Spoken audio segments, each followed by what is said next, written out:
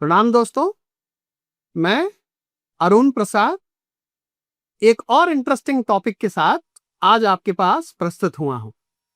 आज का टॉपिक है मोबाइल न्यूमरोलॉजी।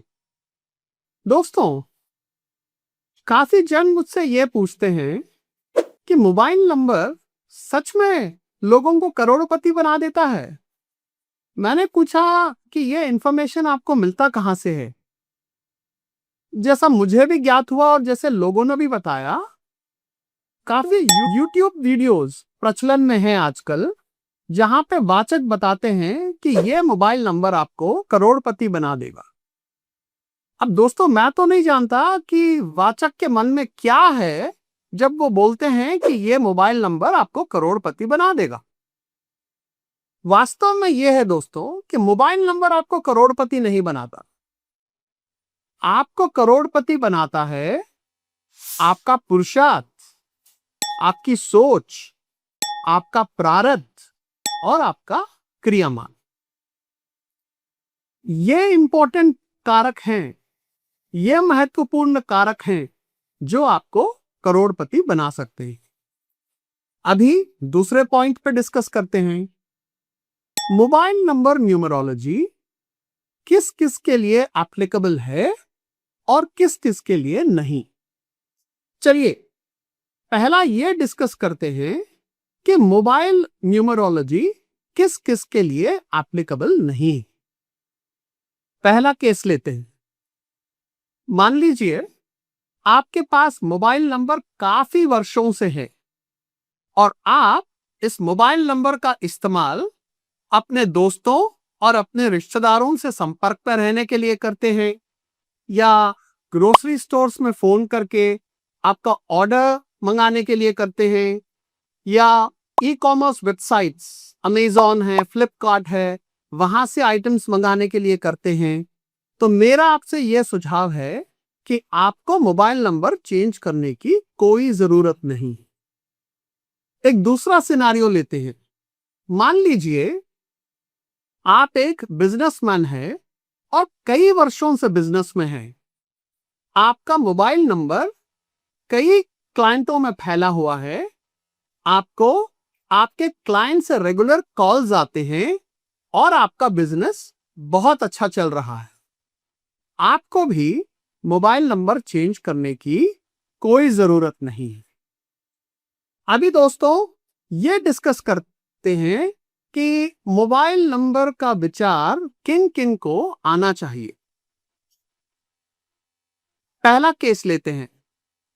मान लीजिए घर में एक टीनेज बेटा या बेटी है और फर्स्ट टाइम आप उस बच्चे को एक मोबाइल नंबर दिलाना चाहते हैं। अभी दोस्तों वो जरूरी नहीं कि वो मोबाइल नंबर उस बच्चे के नाम पे ही रहे। वो मोबाइल नंबर उनके पेरेंट्स के नाम पे भी रह सकता है। तो दोस्तों, अगर ये सिनारियो है तो मेरा आपसे ये सुझाव, एक सिनारियो है जहां पे एक बच्चे को जब आप नया मोबाइल नंबर दिलाना चाहते हैं तो आप मोबाइल न्यूमरोलॉजी का सहारा ले सकते हैं। दूसरा सिनारियो क्या है? दूसरा सिनारियो यह है दोस्तों कि आप बिजनेस पहली बार स्टार्ट कर रहे हैं और आपको आपके बिजनेस के लिए एक मोबाइल नंबर चाहिए जहां पे आपके प्रोस्पेक्टिव क्लाइंट्स आपको कांटेक्ट कर सके। अगर आप अपने बिजनेस के लिए मोबाइल नंबर पहली बार ले रहे हैं तो मेरा यह सुझाव है कि आप मोबाइल नंबर का कंसल्टेशन ले सकते हैं। तीसरा सिनारियो डिस्कस करते हैं। मान लीजिए आप बिजनेस में कई महीनों या कई वर्षों से है। आपकी बिजनेस स्ट्रैटेजीज एकदम उत्तम है। मतलब आपने आपके फाइनेंशियल स्ट्रैटेजी पे काम किया हुआ है, आपने अपने मार्केटिंग स्ट्रैटेजी पे काम किया हुआ है और आपने क्लाइंट एक्विजिशन स्ट्रैटेजी पे भी काम किया हुआ है। बट इन सभी के काम करने के उपरांत अगर क्लाइंट्स के कॉल आपके पास नहीं आ रहे हैं तो एक विकल्प यह हो सकता है कि हम मोबाइल नंबर न्यूमरोलॉजी का सहारा लेके ये देख सकते हैं कि चेंज इन मोबाइल नंबर आपको क्लाइंट अट्रैक्ट कर सकता है या नहीं। और दोस्तों ये बात याद रहे, मोबाइल नंबर सिर्फ चेंज करने से ही क्लाइंट अट्रैक्ट नहीं होंगे, ये प्रोटीन शेक का काम करेगा। जो सबसे महत्वपूर्ण तत्व है वो ये है कि आपकी बिजनेस स्ट्रैटेजी एकदम उत्तम दर्जे की होनी चाहिए। ये एक महत्वपूर्ण तत्व है। चलिए मान लीजिए ये 3 सिनेरियोस की बात करते हैं। तो दोस्तों मेरा यह सुझाव है कि जब आप एक मोबाइल नंबर लें तो ध्यान रखें कि वो जो 10 डिजिट का मोबाइल नंबर टोटल है ना, उसका सिंगल डिजिट टोटल या तो 1 नंबर पे आए, 3 नंबर पे आए, 5 नंबर पे आए और 6 नंबर पे आए। इसका ध्यान रखिए। और एक बात का भी ध्यान रखिए, अगर आपका मूलांक या भाग्यांक में 3 नंबर है तो मेरी आपसे यह सलाह है कि आप वो मोबाइल नंबर ना ले जिसका सिंगल डिजिट टोटल 6 पे आता है। अगर आपका मूल्यांक या भाग्यांक में 6 नंबर है तो आप वो मोबाइल नंबर ना ले जिसका सिंगल डिजिट टोटल 3 पे आता है। दोस्तों और थोड़े टिप्पणियां और थोड़े टिप्स भी मैं देना चाहूंगा, खासतौर से आप मोबाइल नंबर अपने बिजनेस के लिए ले रहे हैं। सो क्या टिप्स है?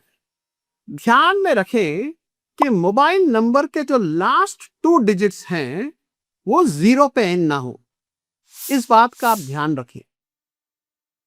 और एक बात का ध्यान रखें कि मोबाइल नंबर का जो आखिरी डिजिट है, जहां तक हो सके वो या तो 1, 3, 5 या 6 पे एंड हो। इस बात का जरूर ध्यान रखें। कोशिश करें कि मोबाइल नंबर का जो लास्ट डिजिट है वो 2, 4 और 8 में एंड ना हो। इन बातों का ध्यान रखें। खास तौर पे जिन भाइयों और बहनों का मूलांक या भाग्यांक में 4 या 8 नंबर हैं, उनसे मेरी यह विनती है कि किसी भी केस में मोबाइल नंबर के लास्ट 2 डिजिट्स 0 पे ना रखें। तो दोस्तों ये थोड़ी टिप्पणियां थी जो मैं मोबाइल नंबर न्यूमरोलॉजी पे करना चाहता था। मेरी अगली सीरीज जो है वो शुरू होगी बिजनेस न्यूमरोलॉजी पे। तो मैं समझाना चाहूंगा अपने दर्शकों को कि बिजनेस न्यूमरोलॉजी होती क्या है और यहाँ पे कौन से तत्व देखे जाते हैं और ये तत्व हमारे क्लाइंट्स या कस्टमर्स को का बिजनेस बढ़ाने में कैसे उपयोगी साबित होते हैं। तो दर्शकों, आज आपने मोबाइल न्यूमरोलॉजी पे टिप्पणी सुनी। अगली बार बिजनेस न्यूमरोलॉजी पे टिप्पणी सुनने के लिए जरूर तैयार रहिएगा। अगर आपको आज का वीडियो पसंद आया हो तो कृपया लाइक करें, शेयर करें, सब्सक्राइब करें और हाँ, कमेंट्स में यह लिखना ना भूलें कि आप और कौन से टॉपिक्स पे न्यूमरोलॉजी सुनना चाहेंगे। धन्यवाद।